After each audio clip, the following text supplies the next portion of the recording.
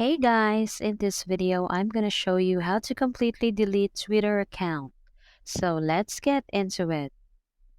First of all, sign into your Twitter account and tap your profile icon in the top left corner. In the side menu, scroll down and tap Settings and Privacy.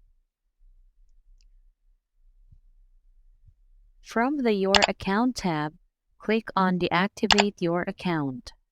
Read the account deactivation information, then click Deactivate.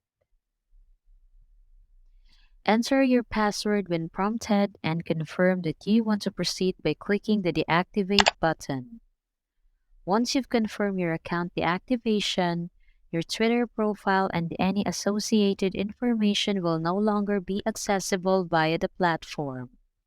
However, it will take up to 30 days for Twitter to start the process of deleting your account. Full account deletion can take up to an additional week. So that's all for this video, guys. If this video was helpful, please give us a like. And don't forget to subscribe to our channel so you don't miss out our new uploads. Thanks for watching, and I will see you in the next one.